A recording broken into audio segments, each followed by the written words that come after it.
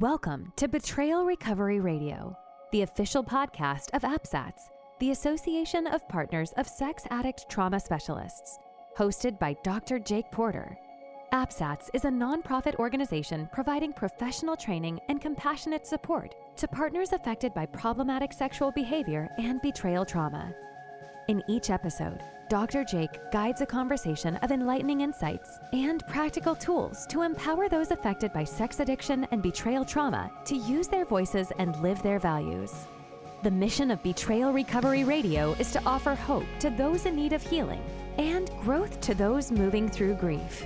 And now, here's your host, Dr. Jake Porter. Welcome to Betrayal Recovery Radio. I am your host, Dr. Jake Porter.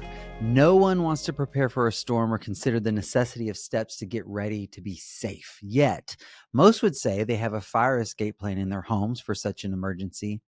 Most couples rely solely on the betraying partner's relapse plan to find stabilization and repair in such a sad and scary incident. But in this conversation that you're going to get to listen in on with Lyschel Burket, she invites partners to consider a plan for themselves in the aftermath of a slip or a relapse. A plan allows the betrayed partner to find personal strength apart from the betraying's strength in order to navigate the storm. This is an interview from last year's Choose Connection Summit, which is a free event that I offer and that is attended online by thousands of couples from around the world. We've got lots of experts involved in that. And if you would like to be a part of the 2025 summit by attending that and listening to that and getting a free pass to that, if you're not part of my newsletter, go to drjakeporter.com and sign up to be a part of my newsletter, as pretty soon we'll start sending out information about the 2025 Choose Connection Summit. Let me tell you a little bit about Lyschel first. Lyschel has been working with women since 2008. She's a certified coach through APSATS, and she's a board of director member of APSATS as well. And she works with women as they take steps toward healing and their pursuit of God. She's facilitated support groups specifically for women facing betrayal trauma since 2013, locally in Knoxville, Tennessee, and online. She's a professional coach, like I said, an APSATS board member and an advocate. She's an international conference speaker, podcast guest, and keynote speaker. She also co-hosts the Hope for Wives podcast. Lyschel is the lead Hopecaster and founder of Hope Redefined, a nonprofit ministry founded in 2018 for women seeking to heal from the impacts of trauma. She desires to be a part of something much bigger than herself as she continues to expand the reach of support for women who are facing similar things to her own recovery story. And so you're going to get a lot out of this conversation, this interview with Lyschel from last year's Choose Connection Summit. Before we turn there are a couple of things I want to make you aware of. If you are new to APSATS, APSATS is the Association of Partners of Sex Addict Trauma Specialists. This, Betrayal Recovery Radio, is the official podcast of APSATS. And as a new listener, if you've never claimed it before, they have a free gift they'd like to give you. And you can claim this free gift by going to apsats.org/podcast. That's apsats.org/podcast. There's a free download there from Dr. Crystal Hollenbeck called Expectations. What should the betrayed expect from the betrayer in the therapeutic process? So you don't want to miss out on that if you've not yet claimed that free gift. I also would love to offer you a free copy of my book, Breaking Barriers, Building Bridges, the Couple-Centered Recovery Model for Lasting Connection After Betrayal. Listen on into the episode, and there will come a point where I'll give you some instructions on how you can download your free copy of my book. And also, most importantly, and what I'm really excited to remind you of and make sure you don't miss out on, February 5th through the 7th, so about a month from now, less than a month from now, it will be this year's annual conference from APSATS. The theme this year is Healing Together, Empowering Partners and the Professionals Who Guide Them. This is all online via Zoom, so you can attend from anywhere in the country, anywhere in the world.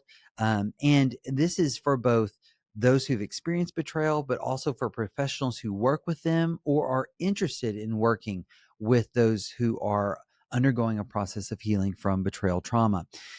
You can learn more about the conference at the APSATS website, apsats.org. I'll be speaking at the conference along with many others. So I'm super excited about that, and you don't want to miss it. Okay. One last thing I want to say about the conference. You get access to the recordings of the conference for I think it's a month afterwards, 30 days afterwards. So even if you can't attend on those specific dates, your registration would allow you to listen in later.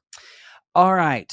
Without further ado, I'm going to transition now to let you listen in on the 2024 Choose Connection Summit interview with Lyschel Burket.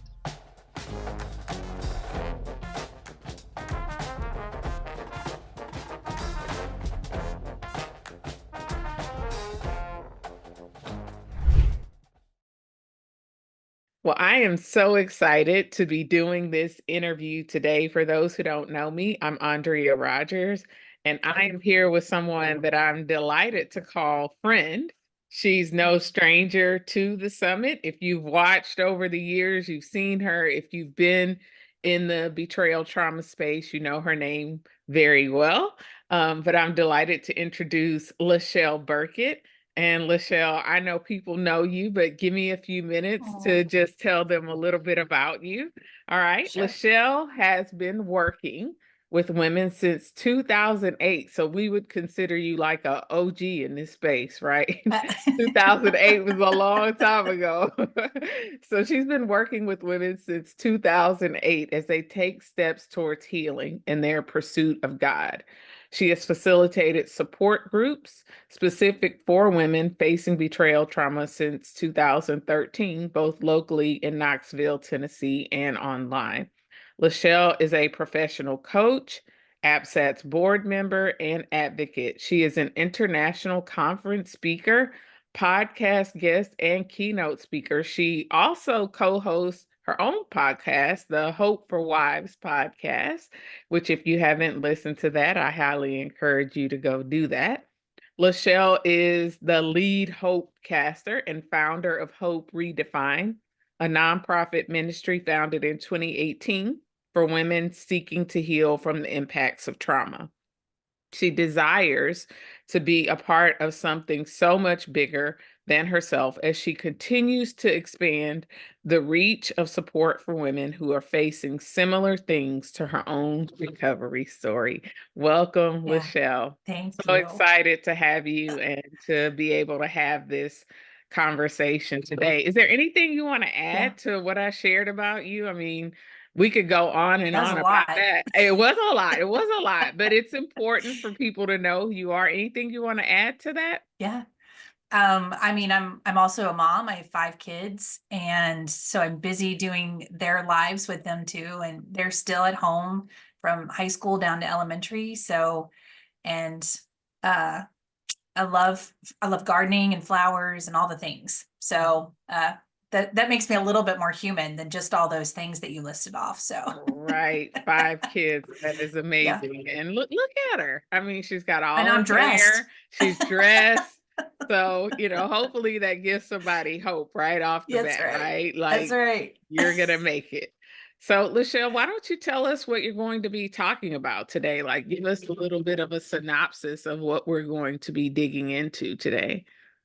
Yeah. So something that's really become a passion, and I think a missing component for a Mm-hmm. lot of women who are navigating their own betrayal story is the idea of them developing their own relapse plan. Um, this concept truly came from my own story. Mm-hmm. And so I'll give you a little bit of that. So as my husband and I, his addiction to pornography came out in about 18 months into our marriage. He had found a group, he had found some sense of sobriety.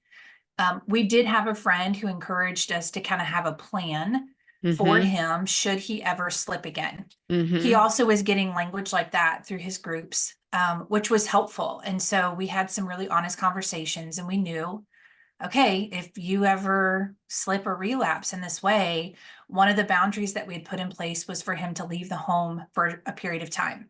in order to give me some space to process, but mostly for him to go really reset and figure out what he needed to do to move forward. And so we had that plan in place. And like most couples and most women, I really thought I would never have to implement that plan. But 5 years in, he had a significant relapse, and I had to enforce that boundary. And at the time, I had 3 little kids. I had a 4-year-old, a 3-year-old, and a 6-month-old. Wow. So I wasn't working out of the home. And he was our sole breadwinner. And so that evening, when he disclosed to me that he had, in fact, relapsed and he had got busted through their IT department at work, I knew, okay, I need to say to you, you need to go ahead and leave the house. Right. And he was fully prepared for that. But the moment that he left and the door to our garage closed, I became a puddle in the floor. And I quickly hit a place of new senses of chaos and panic. And not knowing what I was supposed to do with me. We had a plan for what we were going to do with him, but I didn't know what to do with me. And so I spent the next couple of days, honestly, just functioning in a daze. I was just trying to get through. I knew that the kids, I still had to show up for my small children, take them to mom's day out. Still, I was breastfeeding. So still trying to do all of those things and not really sure where to go. And, like most of us, there's the fear and the thoughts of, I have no one, I'm all alone. I don't know what to do. And of course, as I'm trying to get my bearings and still mom, my husband is beginning to say the questions 2 days later, when do I get to come home? And I don't have an answer. Like, I felt really unprepared for that season of our story. And so because of that, I really started having these conversations with women as we were doing support, saying, so what is your relapse plan? What happens when there is a relapse? What's your plan? Who are your people? What are your self-care? Those things, because it's another space of chaos and trauma. And we're trying to grab all the tools that we've potentially collected along the way. Right. But equipping a woman to be able to start creating her own plan has a place for her to go back to and land and feel really secure when she gets to make a plan, when she's in a healthier state or a clear state of thinking, in order for her to step out and start doing what she needs to do for herself and for her family. So that's what I'm hoping we get to dig into today. Yeah, and I'm excited about that because we talk to partners about, having a plan, a safety plan for themselves.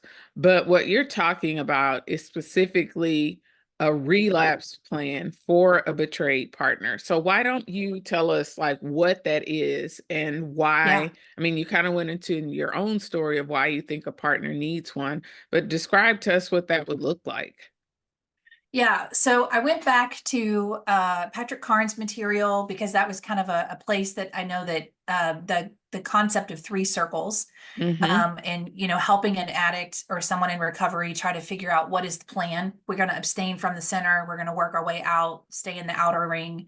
And part of there was a definition in there that I grabbed, and it said a relapse plan is a detailed plan to support a person when there has been a deterioration in someone's state of health or sobriety. So that's the basic, right? That's what a relapse plan is intended for. It is a plan when there's a deterioration in someone's state of health or sobriety. And as I kept looking at that, obviously that's a very much of a definition that's focused on the individual with the need for sobriety and health. Sure. But the reality is that we're also cohabitating with these individuals. And so we are, there's a necessity for us to have a plan just the same as anyone else. Yeah. So then I started looking at like the benefits and the for an addict to have a relapse plan. Like, why is that a good thing for him to have in and of itself? And so there were 6 things that I came up with. I've got it listed here because I have 5 children. I can't remember all Oh, this stuff, come so. on. Look, you're a superwoman. Surely you remember it all off the top of your head. I cannot. But there were 6 things that came up that felt like really important things that equip and support someone who's in recovery with this relapse plan. The first and foremost thing that I found with individuals who have a relapse plan, and I'm talking about the betrayer at this point, is it breaks denial. I don't know how many times I heard my husband say, we don't really need this because I'm never going to slip a relapse. Like, I'm done. I'm done with that stuff. So him having to face off with the fact that he had a plan was an element of him breaking the denial that this was not going to rear its head again. Sure. So that's the first thing that there. Second, there's a level of accountability. That truly was a gift that we already had that laid out, because I didn't have to come up with that idea on my own. And quite honestly, he knew when he was about to disclose that that was already what was going to happen. And so he had, that was accountability for him. But then also a lot of guys have support systems in place where they're sharing their relapse plan with other people. So there's an essence of accountability there. The third is the idea of the forward thinking, self-care, and ownership. Right? He, when you're sitting and making a plan of any kind, whether it's a budget or it's, I'm going on a vacation or whatever, there has to be some forward thinking in that. And oftentimes that's a skill that's still kind of underdeveloped for individuals who are lost in addiction. It's hard for them to think into the future because they're pretty stuck in the moment. And so it's just part of equipping them with that skill. So the next one, number 4, was that we see that it actually it aids in a quicker recovery, right? We get the train back on the tracks a lot faster when there's some sense of plan, right? Sure. When this derails what's going to happen. So number 5 is, and I know this to be true, is that it offers a lot of partners a lot of safety. They like the idea that he knows what he's going to do personally, and that she's even aware of the plan. That also extends a level of safety to her. So she kind of, and I had safety in that. I mean, I remember thinking, I hope we never have to do this. But the reality is that we did. And I was so thankful that I had something, even though it wasn't complete. Right. And then this one, I think can be really strong and really important. The last one, number 6, is that it breaks the cycle of shame. Say more about that. So, because where the shame comes from is that we have a level of expectation of perfection or achievement, et cetera, of self. And so when that's not achieved, then the shame starts to come in. Right. And so when you have a relapse plan, ultimately there's a level of humility in saying, I'm not going to be Superwoman or Superman. I'm not going to be able to not be intentional about this. I'm not going to be able to just walk away. So, I mean, I know it kind of, but denial and shame can hang out together. They're like in the same friend circle. Friend circle. Yes. Thank you. So those were the things that I was seeing as benefits and a support for why an addict needs a relapse plan. But then when I moved into that idea of being like, so the definition is that a person, right? In that definition, that a detailed plan to support a person when there has been a deterioration in someone's state of health and sobriety, there's another a person in these relationships. Right. Right. And so that's where I really wanted to help us as individuals who are living with people in addiction and problematic sexual behaviors to understand I am a person and I get to have a plan. I get to have a plan should you choose to do this thing again. And so that's where relapse came in. And I would tell you that I do think that, Andre, you mentioned like the safety plan. And I think that is, it's an essential piece to any woman's recovery. And I feel like the relapse plan is just a piece of your safety plan, right? Because you're going to have other pieces in that plan. You're going to have self-care in that safety plan. You're going to have boundaries. You may have some financial things that are in that plan, but ultimately relapse is just part of the bigger picture. Right. And you know what I love about this? And as a matter of fact, I was just talking to a partner about this yesterday. I was telling her we should have a plan A, B, and C for her around, she's kind of in a state of limbo of not knowing what's going to happen with the marriage. So ideally you stay together. Here's your plan A. Plan B is maybe he does something and the marriage falls apart, or plan C is you reach a point where you no longer can sustain this recovery process. And exactly what you're saying about being able to come up with that plan. You hope you never need it, right? You always hope you have plan A, but there's something about being able to develop it from a clear state of mind. And I think that part of the partner being a person is so important, because especially in the beginning of recovery, partners feel like it's all about him. He needs 90 meetings in 90 days. He needs, to go to groups and do all of these things. And like, I'm left here caring for the kids and trying to figure all of this out. So I feel like this would give a partner a sense of empowerment. And to have a voice that, like, he's not just going to be taken care of, but I'm going to be taken care of as well. Yes, absolutely. So are there other benefits that you think you would want to add to that, even for you having your own plan, like what were the unexpected benefits that maybe you hadn't foreseen when you came up with this idea? It's so you'd said, we hope we never have to do this. And so the interesting thing is that whenever I'm inviting a partner into this conversation, typically she don't wanna, because she does not want to have to do this work. She does not want to have to think about him ever slipping or relapsing. That should be a non-negotiable, right? But then when you start sitting with her in elements of reality, you're going, hey, I'm not trying to be Debbie Downer here, but the truth is that it could happen. And so the easiest example I had to give somebody was that in our home, in most homes, we have a fire escape plan. We know that if our house catches on fire, we're all meeting at Mr. Rod's mailbox, right? Who is the neighbor. We know exactly where we're headed, and we have an idea of how we're going to get out of the house, et cetera. There is a fire safety plan in place, and we have communicated that to our children in such of an emergency. The same can be true about a relapse safety plan. I hope that I never have to meet my kids at Mr. Rod's mailbox, right? Right. But if that event happens, I'm going to be so thankful that I did the pre-work to be able to know that everybody's going to get to a place of stability and safety as quick as possible. Right. And so I do get that, when I have partners that step in and at first they're like, yes, I love the idea of a plan. And then I start asking the questions and then they're like, oh, I don't want to do this. And I know that it fleshes up a lot of grief. So I just want to say that out loud. But the other benefits that are coming from this is, so really, I've already kind of mentioned this, and it was interesting because when I started putting the list together, they're almost identical to him. They're almost identical. The first one is it breaks denial of a possible relapse. So it's breaking denial.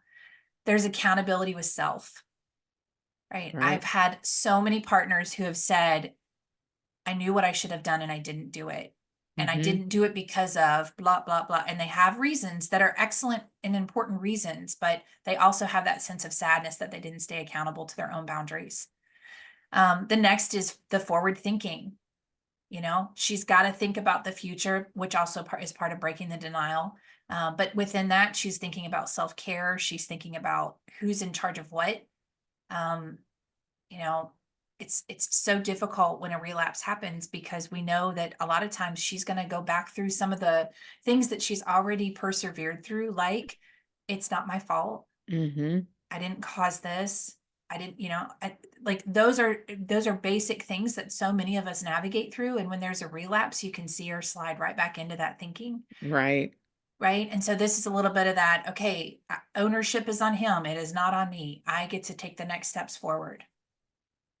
The number 4 is to reestablish stability quicker, right? When you've got a plan in place and you go to grab it out of the drawer or off your computer or wherever it is, it's going to ground you much quicker. And you're going to feel like you're getting your stuff together, regardless of what he's having to choose to do. And I just see women feeling very empowered in that way. Yeah. So number 5 is offering safety for self. Right. As much as we would love to say, hey, he's going to make all the safety in all the world and he's going to keep me so safe. That is not realistic. And so this is an element of her reclaiming safety for herself and being Yeah. able to do that. Yeah. And then number 6 is it also breaks the cycle of shame. Right? That is also another thing that comes in where he relapses and she feels like a fool. And she says, I can't believe he did this again. And I Yeah. can't believe that I fell for it, or I can't believe I believed him or trusted him or whatever. And the truth of the matter is the relapse happened, but she's not a fool.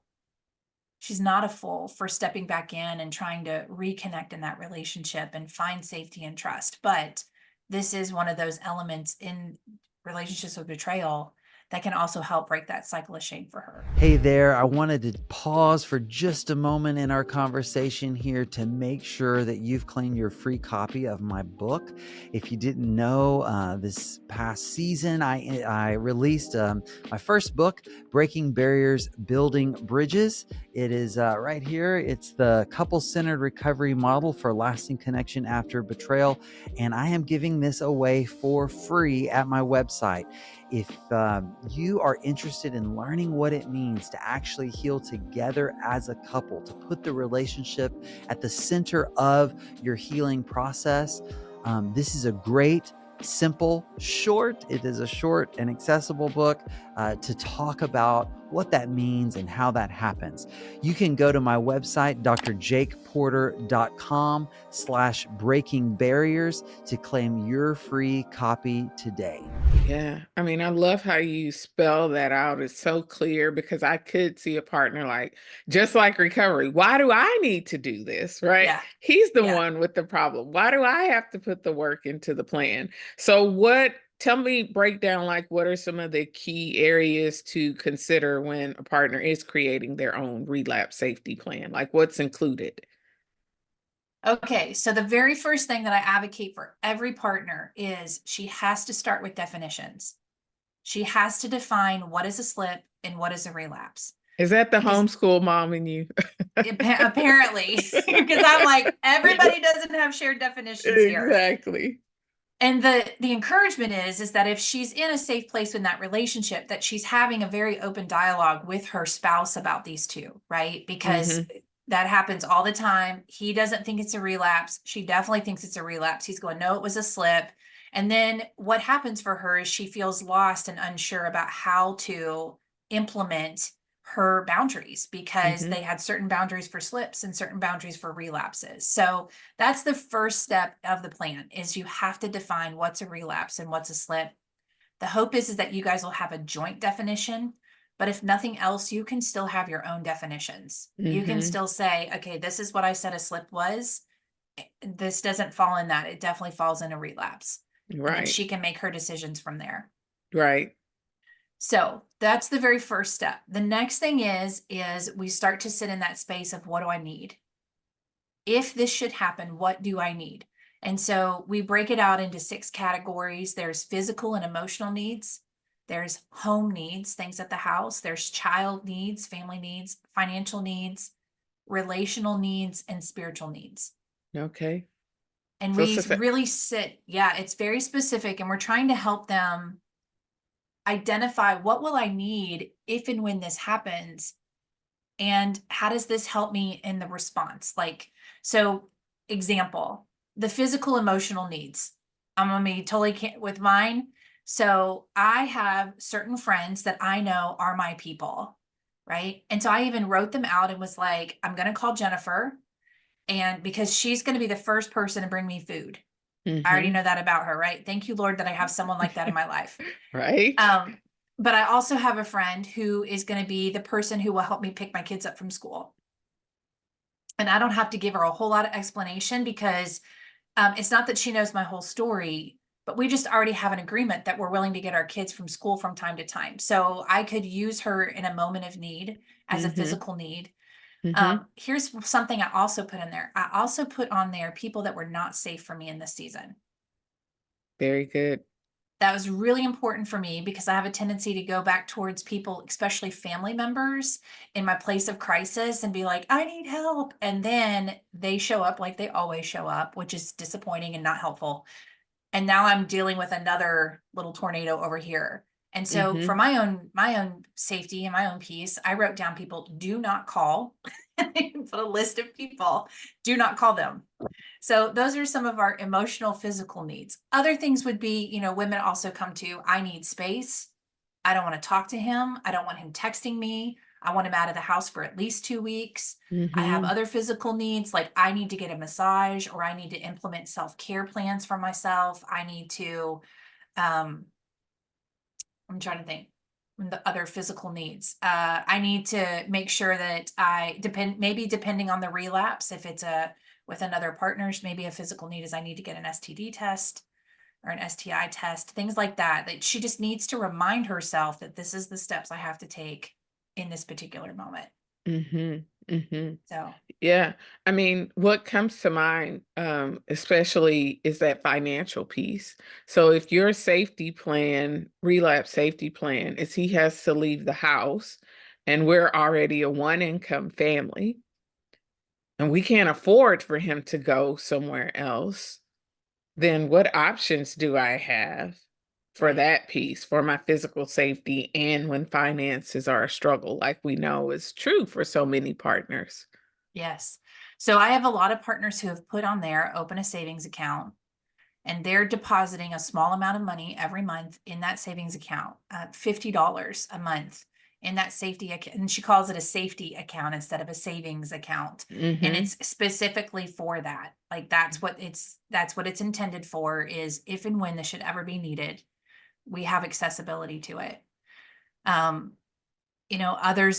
partners may think to themselves, I've had other partners who've just kept cash. They have a certain place in their home, they put cash and they just keep that cash for themselves, and that's what works for them. But those are definitely realistic financial needs when it Yeah. comes to this. The other thing is I hate to even have to drag this scenario into this possibility, but it does happen.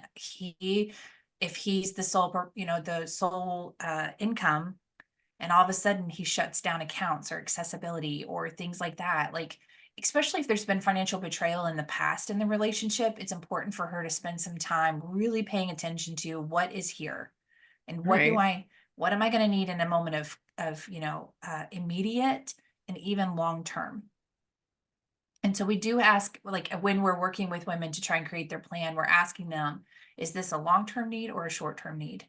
Mm-hmm. Or is it both? It could be Mm-hmm. both.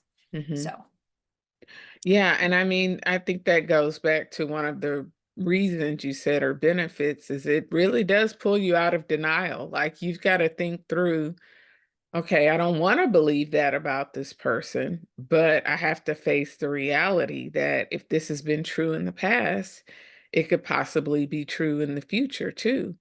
yeah, yeah. And the Yeah. other thing that really stands out to me, which is critical and I think hard sometimes for partners, is realizing this need for support. Like there's not a way that you're going to be able to navigate this on your own. So talk a little Mhm. bit about the types of support that people need to develop their own relapse safety plan. Yeah. Um, so okay, I'll go two places. One, I want to talk about support that she's going to need within her plan, and then I'll Mhm. talk about support she can get to create her plan. I Okay. think that's what I'm hearing from you. Right. So the first is that, a lot of women will put down, if they're active in support groups or they have women that they've been a part of in betrayal groups, those are some support. Those are people that she needs. Yeah, I mentioned, I have a friend who I know will bring me food.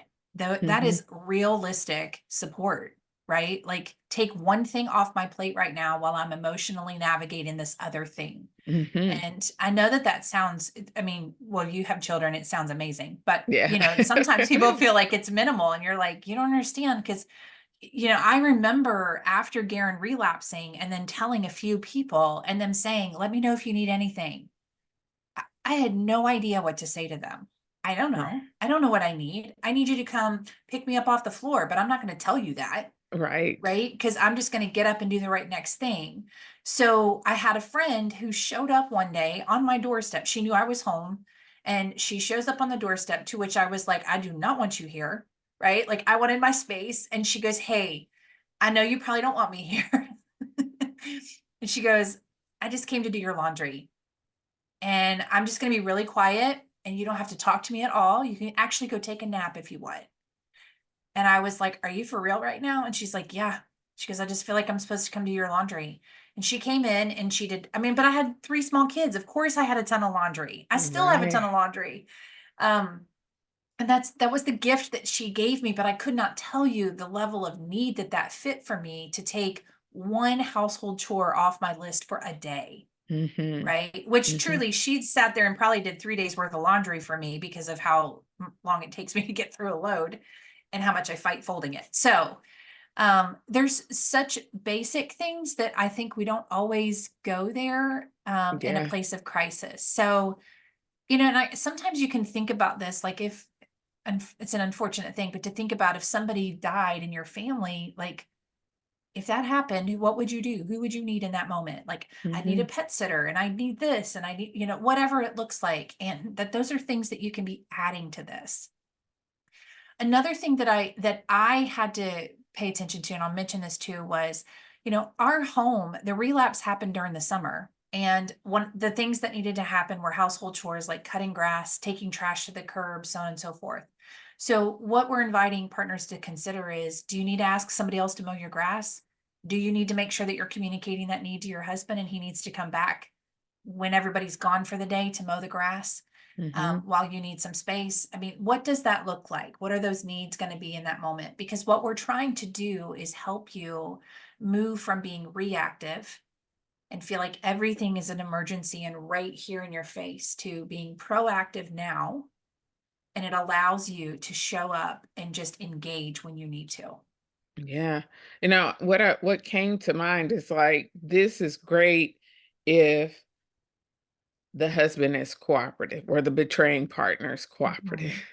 Mhm. You're really helping her think through like great if he cooperates, but even if he doesn't, there are, Yep. and I'm saying he, it could be she, if the betraying partner's not cooperative, like let's think through who else could do this or what's another way this could get done.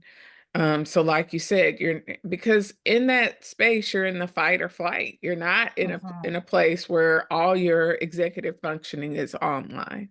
So to be able to think through this ahead of time. So do you encourage partners to do this with a coach, with their counselor, in their support group? Where are they developing this with like professional support? Yeah. So I know that any betrayal trauma coach could grab this concept and be like, yep, let's do that. I feel like I can understand what we need to do. I wouldn't tell you that it's a template that you just go download off the internet, but so I highly encourage you taking the space and time to do it with a coach. We offer a workshop twice a year to work through your own relapse plan. Now the workshop it's 2 Saturdays. It's one Saturday morning. We actually do a midweek check-in and then we do the final piece of it that talks about like boundaries and really trying to construct those because that's still a place that women are always trying to navigate. And so it's a total of 6 hours. And it's facilitated by professional APSATS coaches. Mm-hmm. And a lot of women do a lot of work and they get a lot of work done in those workshops, but some of them realize that they're just scratching the surface and that they need somebody to help them. And so oftentimes they'll step in for a short-term coaching relationship with one of the coaches until they feel like they get their plan settled. Mm-hmm. So, but yes, I think it's a very valuable space and it's so worth the investment to take that time to work with someone to help you. Um, it was so interesting. I've even offered this tool in like small groups and watching them wrestle through having to do this work, but they Yeah. needed each other to keep spurring them on to do it. Yeah. Like it was like they needed to see the other person love them enough to keep saying, you have to do this. You got to go Mm-hmm. do this for yourself. But it did. I mean, it does stir up grief. It does stir up a lot of emotions that we dislike. And we Mm-hmm. really want to sit in that place of being like, we're free, we're in the other side. And you are, but this is what wisdom also looks like. So it's a Right. both and. Right. And I mean, you said this earlier that it's kind of like a death, having a plan when somebody's ill or it looks like they're approaching the end of life, or even before that, takes so much weight off of the family that's grieving the loss. And I hear you saying that's true for the partner too. She's going to be grieving the Absolutely. loss of what she thought was, okay, we're in a good place, we're in recovery, we're moving in the right direction. And in that process of grief, she's going to need the same kind of support that a person who's lost a family member would need, the same kind of Yes. support she needed in the beginning of discovery. Yep. Yep. You got it. So you said that you guys do this workshop twice a Yeah. year. Let's say somebody needs that kind of support in between when your workshops are being offered. How else Yeah. could a partner find this kind of support if they were looking for it? Yeah, they're always welcome to come to our website and ask for that support. Our contact page comes to our intake gal. Her name is KK. She's amazing. And our website's hoperedefined.org. Hmm. And they're welcome to hop in there and just complete the contact form and even state in there, I need help with a relapse plan. All of our coaches feel really confident and secure in this. We created a small workbook that is the plan. Like as you're pulling it together, here's the plan when you're all said and done. So that would come with it, that she would have the tools, the resources that she needs. But in addition to that, that individual coaching support is going to really help her get to her plan, not just a general plan, not just a this might be a good idea kind of feel, um, Hmm. and personalize things that she needs in her story. Yeah. So you said you developed this, thinking through your own story, which, like I Yeah, said, it was back in the beginning when, yeah. there wasn't as much support. So I'm sure over the years, you've walked tons of partners through this Mhm. relapse safety plan. Tell us some stories, some success stories, Yeah, give us some inspiration for people who are like, that sounds like so much work. I mean, and let me just say that I can have great compassion for a partner who might be listening to this and like, I'm already drowning. I mean, you had a 4-month old. I yeah, have a yeah. 4-month old and little children, and I work, and I already have so much, and now you're telling me to do this kind of plan. Just sounds like more overwhelm for me. So give that person inspiration on why this would be worth it for them. Absolutely. We do have success stories, and it's been difficult but yet beautiful to hear them. I had a woman who took the training. She was just a big fan, and she said, "I just took the training because I just thought I just wanted to take a training." And like, who does that? But this particular woman did, and she worked on her plan, unknowing that Mhm. at the moment of her doing her plan, her husband had been sober for multiple years, and he was actively acting out at the time. Wow. And she came back to me later and said, I cannot tell you how stable and steady I felt when he told me. She goes, because the pain was excruciating, but I didn't have to figure it out in the moment. Mhm. She goes, I knew exactly where I put it on my desk. I walked right to my desk and I started flipping through it. And it was like, I knew exactly what I needed to do. And she goes, and there were some things that I couldn't have prepared for. Right. And that is the one thing I want to take that pressure off for women, because I've had women say that. How am I ever going to consider every possibility? You're not. Mhm. You're Mhm. just not. But you can certainly give yourself a framework. You can certainly help yourself start to think through those needs that are maybe on a more basic level, and then be able to grow from there, right? So let's say Mhm. there's never been financial betrayal. So she doesn't really spend a lot of time in that. And this particular betrayal includes financial. But here's the thing, she doesn't have to figure out the grass, groceries, kids, drop off, all the extras. Now she's just kind of she just only has to focus in on one category because it hasn't been addressed. Right. So the other thing I'll say for the 4-month-old mom, uh, the gift of having a coach, I personally think, I know I'm biased because I enjoy my job, but the benefit of having a coach is that sometimes she can be your brain, right? And so she's going to say, I've done this multiple times with clients where they're like, I have no idea what I need for kids. I don't know what I need for childcare. So my coaching skills are going to say, well, let's brainstorm about this. What are your what are your kids' basic needs? Do they go to Mom's Day Out? Yes. Do you have a friend at Mom's Day Out that could pick your kids up one day so that you don't have to leave the house? Oh, I never thought of that. Or no, but I bet such and such would do that in an emergency, right? Because I've been there before. I've lived your life, for in a lot of ways, right? I've been there a few years before, so I get to ask those questions around what are your needs, and helping draw those out for her really doesn't come as hard as she thinks it does. And she's not, and the thing, I think the reason it feels so overwhelming is because they anticipate they're doing it by themselves. Sure. Yeah. And they're not. You're not going to do it by yourself. If you can invite people in to help support you, and then the fun thing is a lot of times they end up putting their coach on their list of needs, right? Schedule time with Andrea. Hmm. And it's part of their relapse plan. Yeah, I love this. And you made me think that for a partner because let's be realistic, when you're a mom and you have kids, sometimes you're isolated. You're so Yeah. busy taking care of the house and trying to keep the family afloat. And if there's shame, you're embarrassed and you can't tell your family because they're not safe people.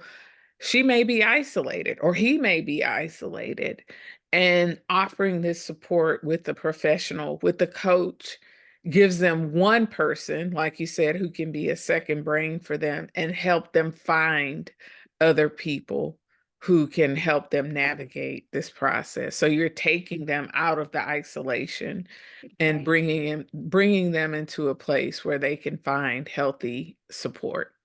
Mhm. You got it. Yeah, I love this idea, Lachelle, and I think it's unique. I haven't heard it talked about in recovery circles, and I've now been in this space for 10 years, and I think you're the only person that I've heard really talk about this and the importance of it for the partner. So thank you for bringing this forward. I hope more people, and honestly, I don't care where you are in recovery. Like you said, this Mhm. lady's thinking she's years into Yeah. her recovery process. She's safe, she doesn't need it. I think it's always good to have it. It's like insurance. If you have it and you don't need it, great. But when you Yeah. need it, you need it. You need it. Yeah. Yeah. Yeah. So tell people how they can get in touch with you. Like if they're like, I need this like yesterday. Tell Yeah. them how they can find you, how they can get in touch. Are the workshops offered at the same time every year? Give people a little bit more information about that. Okay. So we actually have a workshop that'll be coming up in June of Perfect. 2024. Yep. Right So around the corner. they're welcome to register for that workshop. Like I said, it's 6 hours of group support.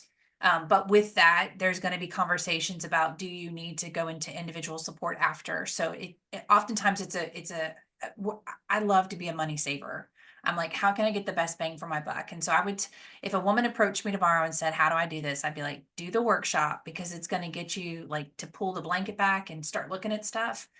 And that's going to be a lot cheaper than trying to do that over the course of 6 hours of coaching. But Mhm. doing the workshop, then allowing yourself the space to step into some individual coaching and be able to finish out your plan.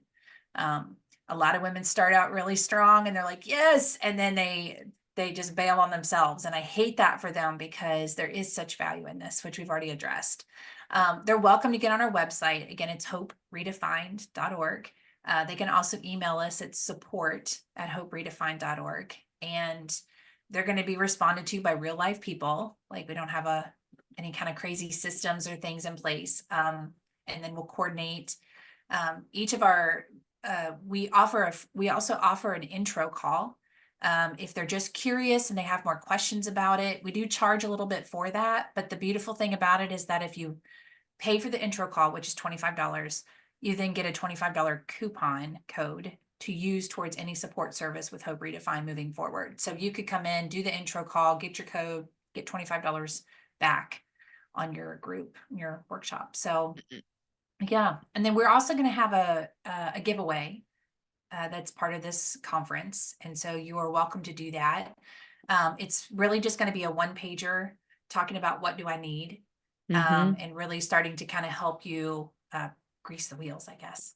So Yeah. Yeah. I love that. And for those who are wondering, like, do I need this all access pass? Is this good? Yes, because you want to come back. Lyschel gave so much. Like, I was wishing I could have taken notes while you were talking, because you really laid it out so clearly. But you also said this is not something you just download and do on your own. You're going to want the support. So please reach out to Lyschel. Her team is amazing, and her name is Lyschel, not Lyschel. As part of the mispronounced name club, I just want to That's make right. sure that if people are reaching out to you, they're That's great. approaching you with the proper name. So it's Thank Lyschel. you. Thank you, Yes. Lyschel, for being here. I think that people are going to be really encouraged by this, and don't be surprised if your June workshop I is hope so. exploding, because I think a lot of partners are going to see the value in doing this. So Yes. thank you so much for being You're here. welcome. Thanks for having me. All right, we'll see you Okay. next year. Thank you so much for tuning in to this episode of Betrayal Recovery Radio, hosted by Dr. Jake Porter. If you value the content we've shared today, please feel free to rate, subscribe, and leave a review. This helps others find the show, and we greatly appreciate it. For more resources, visit APSATS.org. That's APSATS.org.